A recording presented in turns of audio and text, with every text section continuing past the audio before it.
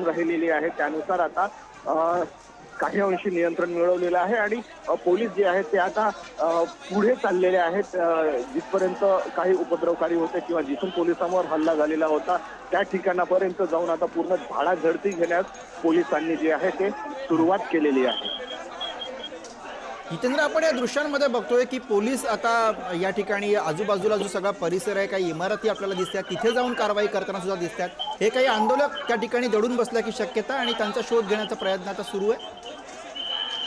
नक्कीच आंदोलक जे होते किंवा आंदोलक म्हणण्यापेक्षा त्यांना उपद्रवकारी म्हणता येईल किंवा उग्र जमाव म्हणता येईल, ज्यांनी पोलिसांवर हल्ले केले ते इथे नक्कीच लपून बसलेले असतील, कुठे ना कुठे ते लपून बसलेले आहेत आणि आता त्यांना हुडकून काढून पोलीस आता आपल्या ताब्यात घेण्यास सुरुवात केलेली आहे। आतापर्यंत सुमारे 10च्या वर जे आहेत ते जे जमा होता किंवा ज्यांनी पोलिसांवर दगडफेक केली असल्याचा संशय होता त्यांना पोलिसांनी ताब्यात घेतलेला आहे आणि घराघरामध्ये इथे आता लोक जे आहेत ते इथे नेहमी राहणारे लोक आहेत, काही दुकानं आहेत, कुठे ते लपून बसलेले होते का त्याचा आता शोध पोलीस घेत आहेत। पोलिसांचे वरिष्ठ अधिकारी देखील इथे आलेले आहेत आणि त्यांच्या मार्फत आता पूर्णपणे ही आता तपास मोहीम म्हणता येईल आपल्याला ती राबवण्यात येत आहे आणि त्या अनुषंगाने आता इथे परिस्थितीवर सध्या तरी नियंत्रण मिळवल्याचं चित्र दिसून येत आहे। पुढे आता जर काही अनुचित प्रकार घडला नाही किंवा पुन्हा पोलिसांवर जर दगडफेक झाली नाही तर मग पूर्णपणे नियंत्रण मिळवलं असं आपल्याला म्हणता येईल।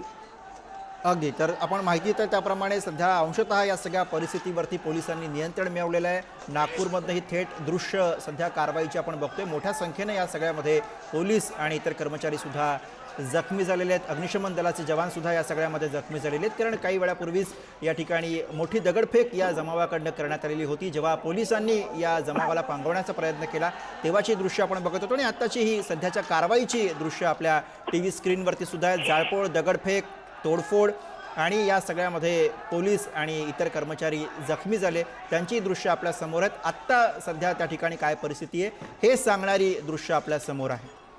मोठ्या प्रमाणावरती त्या ठिकाणी पोलीस फौजफाटा तैनात आहे आणि मोठी ॲक्शन सुद्धा आपल्याला या लाईव्ह दृश्यांमध्ये दिसते आहे।